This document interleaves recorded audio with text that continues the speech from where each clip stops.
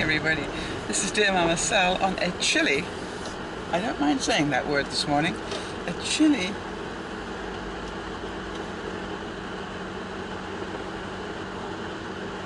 morning. It is 3 degrees here in southern British Columbia, which would make it 38 degrees. You get the drift, right? 38 degrees in American. When they said, let's try and get this straightened up a bit. When they said that the polar vortex was coming down, they didn't show that it was coming down here. It was showing it going to the east. I didn't know that we were going to get hit by it as well. Had I known, I probably would have put my coat on this morning, my thick coat. Quite honestly, I could do with gloves as well. My steering wheel, it was the fact I saw ice on my windshield. I'm going, what? It's not even winter yet. But there was ice on my windshield, which means any plants I didn't protect this weekend are probably gone by now. The word for today is update, and as I like to do on a Monday, I like to update what happened over the weekend, because not all of you are part of the broadcasts, and sometimes we get information on the broadcast that some of you are not privy to, so rather than have it an elite group of people that only know the news. The number one thing is that today Paul is going to get to talk with his doctor about the results of his CAT scan, and we've all got our fingers crossed on that one. And luckily he's got some family going with him just in case that news is not good. So we're pleased about that. We heard from Laurie, Louisiana Laurie. For those of you who don't know, she was rushed into hospital last week for a double hernia operation, and what they did was some work, and then they're letting her recover, and then they're going to put her back in and do another operation. Not quite sure why or what that's going to achieve, but they've got a good reason for doing it that way. Now you might wonder, why did they let her recover and then go back in? Well, who knows? I had it happen to me once where they actually had to wake me up enough to tell me what was going on and get permission for them to do the next thing. But that was in a totally different country. I'm not quite sure how that works in the States. But I remember that happening to me in Africa, where I'd gone in for quite a simple procedure. And when they opened me up, they found something that was serious, but they did not have the clearance to do that. So they literally brought me round enough in post-op to be able to talk to me and make sure I was rational, which I very rarely am, and then explain to me what had happened, and then ask permission to go back in again. And which obviously they got, because it was that important. So we're hoping that everything's going to be fine with Laurie. We really give you bonus points for the way you've kept us informed. I really want to thank you for that, because we were actually talking about it on the broadcast last night. What a great job Hillary and yourself have done in making sure that we weren't worried. And that's what you call really thoughtful. Of course, we spent a lot of time ribbing Leah about how little she had done when she was sick. She now knows the right way to do it. And we definitely want to get as many thoughts and prayers out as we can for Chloe this week. She's got a very, very difficult week. And we just pray that everything will go well for her. It's a very difficult time. We know that she's struggling with actually staying awake and doing stuff because of the toxicity that is going on in her body, and she needs to wait for this operation to happen so that she can live the rest of her life, hopefully, out of pain and, I want to say clean, Chloe, if you're listening. Anyway, let's pray that everything goes well with her as well. So Chloe, big hug from us as well. Just want you to know a lot of people were deeply concerned this weekend. So, and we wish everybody else that I've missed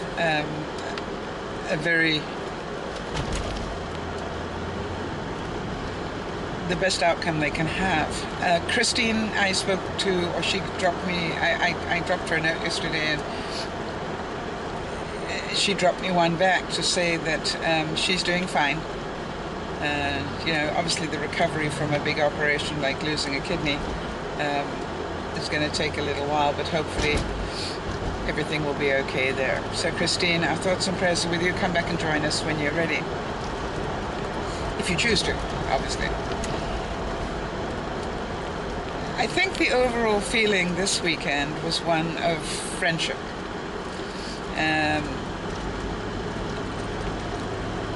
And we know that certain people are struggling a bit with the seasonal affective disorder. That's called SAD, and it literally does make you sad. And it happens where people are affected by the increasing lack of sunlight in the days following the change of clocks. And some people are coping with it better than others, and for those of you who are really struggling, you know, go talk to your doctor. Sitting and hoping for it to go away might not be the answer. Excuse me. What I'm suggesting is, if you have not got, here's a good benchmark, I always think. If you haven't got the discipline to be able to control yourself and get out and get a walk or do something that will release your endorphins and brighten your mood, then you need to be very aware of that. And there are two reasons. One is you're downright lazy, and you'll know whether that's the reason. And if so, get your butt out of the door and go and get some fresh air and some sunlight. And I say sunlight, get some daylight. It's fine for me to say, I'm pretty sure you can see out of the windows, we're fogged in this morning. But even so, there is some sun shining through. So the trick is to get out and get some fresh air into your body, get your system working. Now, who am I to talk? I have not been out for a walk. But then I'm not suffering from SAD either at the moment. So just be aware that you get to control this if you choose to. And if you've lost control, then you need to be talking to a professional about that. Not that you have to be on drugs or anything else, but you need to own it and just say, you know, I'm a bit concerned, this is happening, and hear what their recommendations are. And if they want to immediately put you on pills, you have the right to say, no, I don't. I'd like to give it another month to see if I can get my control back, naturally. So,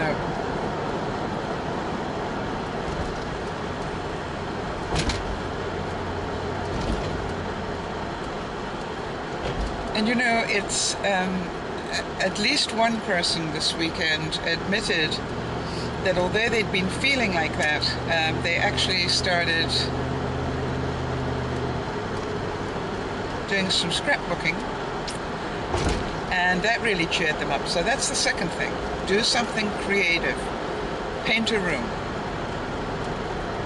Paint a flower pot ready for Christmas. By the way, only 6 more Sundays left, I believe.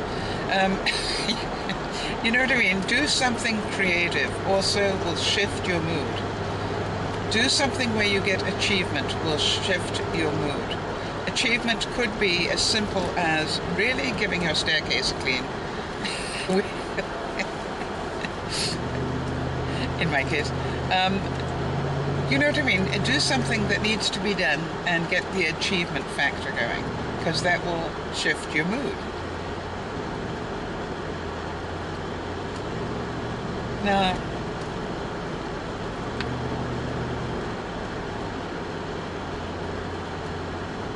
I believe that we have more friendship going on this weekend in terms of supporting people than I've seen in a long time. You know, we've always got a core group of people that are just wonderful at supporting one another. And one of them normally is Laurie. And of course, Laurie is indisposed herself at the moment. So I really was very, very pleased with the amount of people that came, stepped up to the plate to say that they would keep tabs on people and make sure they knew they had a friend.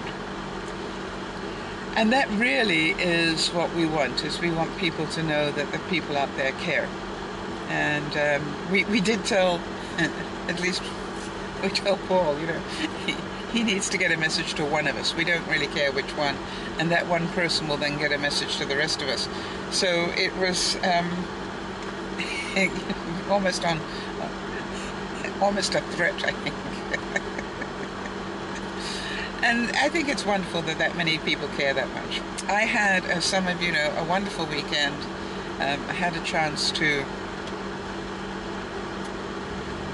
meet up with a very dear friend of mine that I haven't seen for a few months. And got a chance to go down to Stanley Park, which is a 1,000-acre park sitting on the end of downtown Vancouver. And it's really, really beautiful. And the reason that I angled the camera the way I did during that drive was so that you just got trees. You didn't get cars and stuff, people and stuff like that.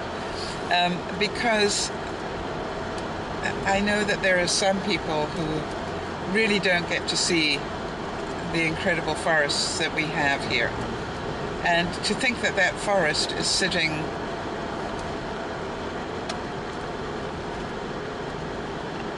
on the edge of a major city in the world, literally, that people can go out of their apartments and walk to it, I think is one of the beauties of Vancouver. It's been a long time actually since I've been down there, so I was absolutely delighted to go. Now I need to explain for those of you who have got sad syndrome going, you know, going downtown for me is not what I call a fun experience. I don't normally go, oh goody goody, I get to go downtown. I actually get quite scared going downtown because it's changed so much since the days when I lived there. And I'm certain those of you who are urbanites know what I'm talking about. Or rather suburbanites. And so I'd like to know if there are any of you out there that also have a little bit of a fear about going into the big city, or whatever you call it. And for those of you who are really rural, you probably even have a level of fear about going into town, never mind the city. So I'd be interested to hear how many, if any, maybe I'm the only one that has those feelings every now and then. But I must admit, as you saw, that overcoming that fear and actually going downtown and seeing the trees lifted my spirits dramatically. I mean, I really felt how fortunate I was. And to be able to show you the incredible views, a couple of incredible views. I could have spent a day there just showing you the views, quite honestly. Because every turn you take, there is another beautiful view. It is my hope that pretty soon you will be able to see not only the trees and the water, but then also the snow-capped mountains around us. Because we have some magnificent mountains just literally on our doorstep.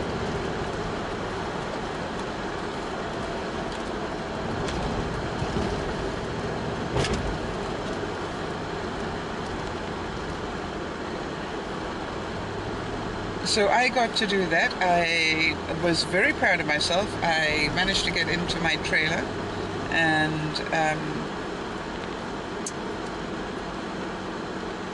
take out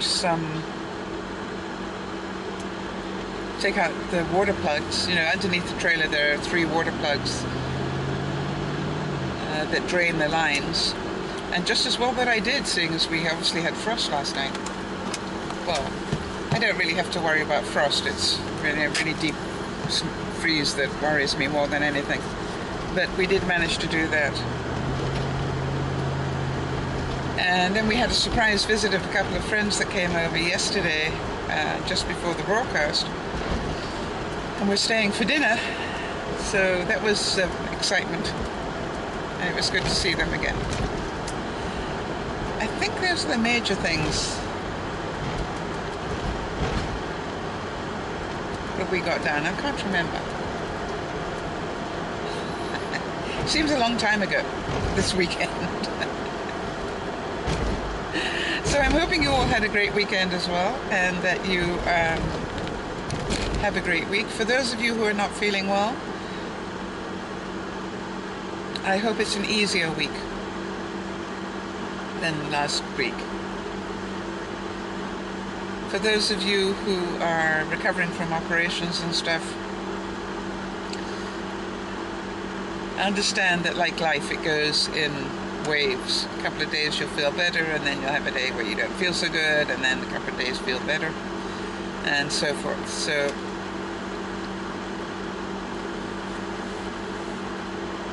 just go with the flow on that one.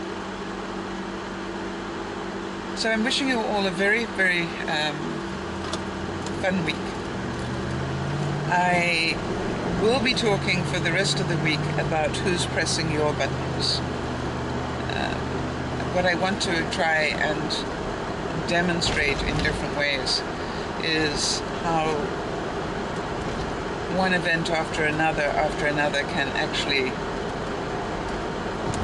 dramatically change what's going on in your life.